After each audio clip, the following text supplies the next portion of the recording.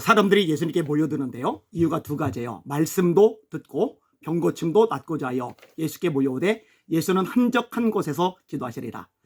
마태복음 5장 2절이가 예수님이 산상수를 말씀하세요. 예수께서 무리를 보시고 산에 올라가 앉으시니 제자들이 나온지라 입을 열어 가르쳐 이르시되 심령이 가난 자는 복이 있나니 천국이 그들의 것이며 애통하는 자는 복이 있나니 그들이 위로를 받을 것이며 아멘. 온유한 자는 복이 나니 그들이 땅을 기업으로 얻을 것이며 의에 줄이고 목이 마른 자는 복이 나니 그들이 배부름을 얻을 것이며 아멘. 긍휼히 여기는 자는 복이 나니 그들이 긍휼히 여김을 받을 것이며 마음이 청결한 자는 복이 나니 그들이 하나님을 볼 것이며 화평하게 하는 자는 복이 나니 그들이 하나님의 아들이라 일컬음을 받을 것이며 의를 위하여 박해를 받는 자는 복이 나니 천국이 그들의 것입니다. 아멘. 이 팔복을 시작으로 말씀을 전하시는데요. 이게 5장, 6장, 7장 길게 전해져요. 근데 반응이 뭐냐? 무리가 그 가르치심에 논란이 이는 그 가르치신 것이 권위 있는 자와 같고 저희 서기관들과 바리새인 같이 아니함 일러라. 아멘. 이 말씀 때문에 사람들이 모여드는 거예요. 영혼이 살아나는 거예요. 변화의 역사가 일어나는 거예요. 아멘. 이 말씀이 핵심인 거죠. 아멘. 이 바울 사도가요. 예수님을 만나고 말씀을 전하는데 목숨을 걸어요. 자, 이 바울 사도가요. 이고니온 지역에서 말씀을 전하는데 이고니온의 유대인들이 반감을 일으키는 거예요. 돌로 바울을 치려고 하는 거예요. 네. 이 소식을 듣고 바울이 피해요. 루가 오니오의 두성 루스드라와 더베로 갑니다.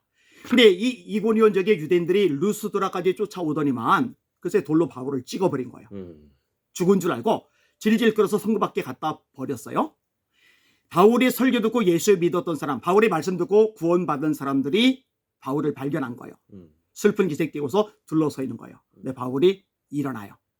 그럼 이 정도 돌에 맞아 죽었다고 판단될 정도로 심각한 부상을 입었으면 한 달이건 일주일이건 하루건 요양을 해야 되는데 이튿날 또다시 말씀을 전하러 돌아다녀요. 왜? 말씀이 들어가야 영혼이 구원을 받기 때문에 그렇거든요. 아멘. 이 바울이 잡혔어요. 베소도 총독 앞에서 재판을 받아요. 베소도 총독이 있고 아그리파 왕이 있고 버리게 공주가 있고 천부장들이 있고 백부장들이 있고 귀족들이 있고 다 삐걱번쩍한 옷을 입었어요. 바울만 묶였어요. 바울만 죄수복이에요.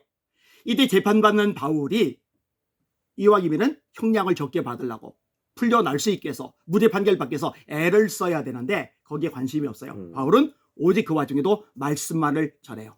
당신들도 이렇게 결박된 것 외에는 다 나와 같이 되기를 원하나이다. 아멘. 말씀에 목숨을 걸은 거예요. 아멘. 이 바울이 사랑하는 아들 목회자 디모데에게 말합니다. 너는 디모데야, 너는 말씀을 전파하라.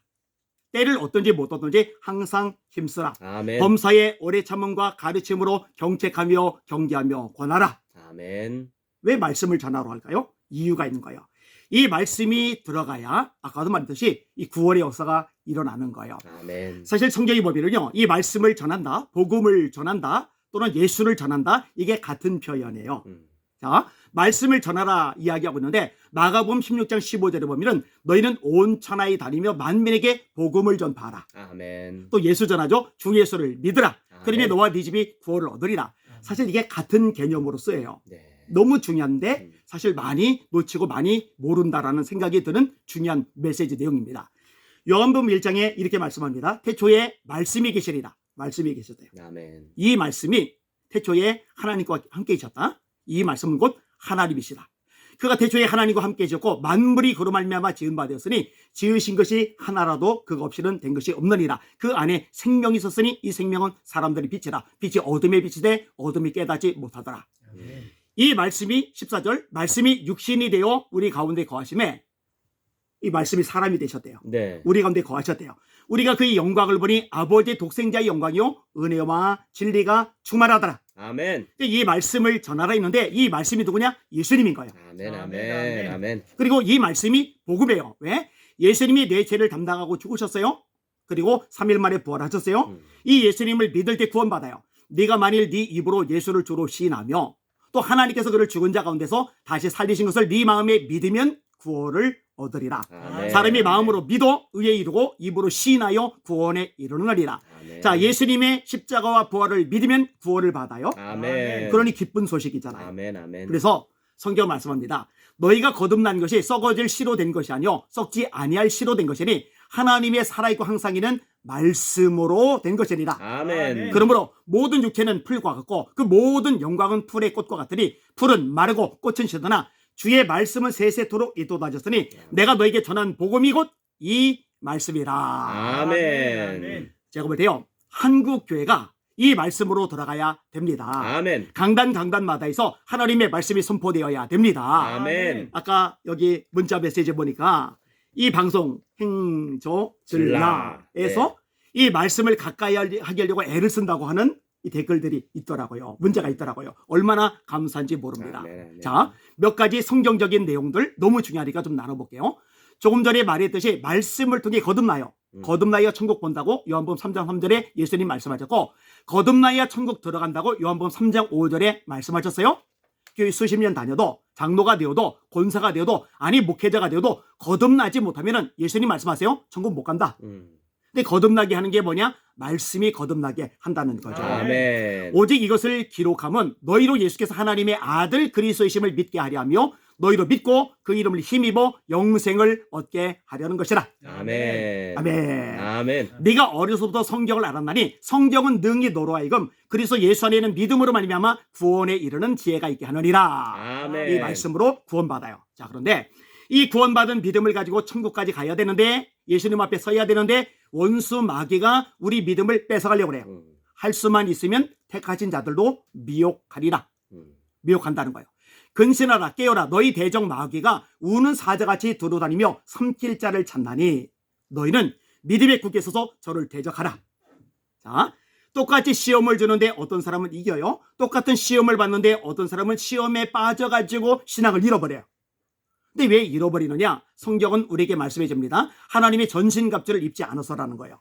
진리의 띠, 의의 오신경, 평안의 복음에 준비하신 구원의 투구, 믿음의 방패를 가지고 악한 자의 모든 불화살을 소멸하고, 자, 원수마귀가 사람을 통해서, 환경을 통해서, 또 감정을 통해서, 사건을 통해서, 문제를 통해서, 장애물을 통해서 불화살을 쏘아대요.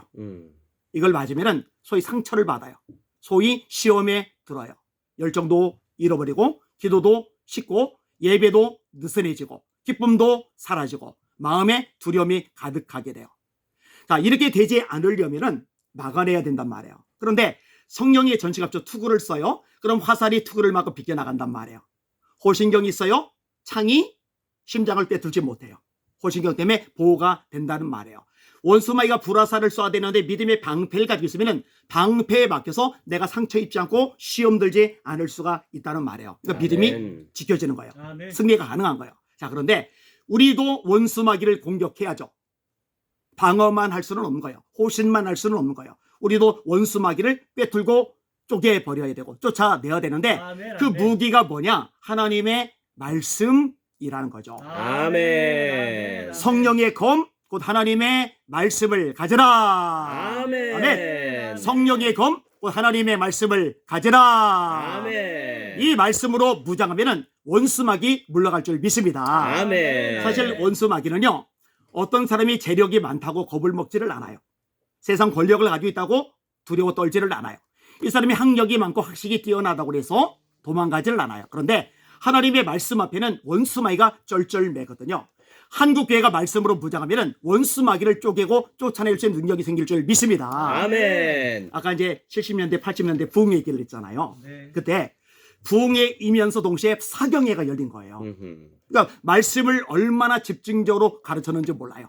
장시간이 걸쳐서 일주일 내내 이 말씀으로 무장한 성도들이 마귀에게 끌려다니지 않아요. 아멘. 패배하지 않아요. 아멘. 도망가지 않아요. 아멘. 상처받지 않아요. 아멘. 솔직히 지금에 비해서 그때는 얼마나 가난했어요. 얼마나 삶이 뻑뻑하고 힘이 들었어요. 수많은 문제들도 많았죠.